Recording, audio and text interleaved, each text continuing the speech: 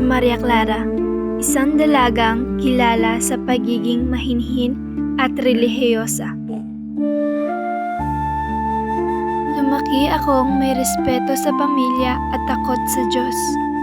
Ngunit sa aking puso ay may pag-ibig na aking pinanghahawakan.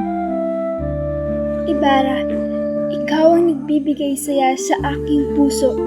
Ngunit ako'y natatakot sa mga hadlang ng lipunan at kagustuhan ng aking pamilya.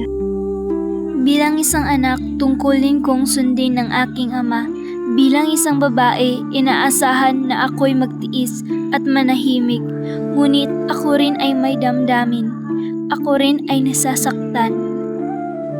Minahal ko si Crisostomo Ibarra ng tapat at totoo. Siya ang aking pangarap at pag-asa. Ngunit bakit ang pag-ibig ay tila isang kasalanan sa mundong ito? Bakit kailangan kong piliin ang aking pamilya kaysa sa lalaking mahal ko?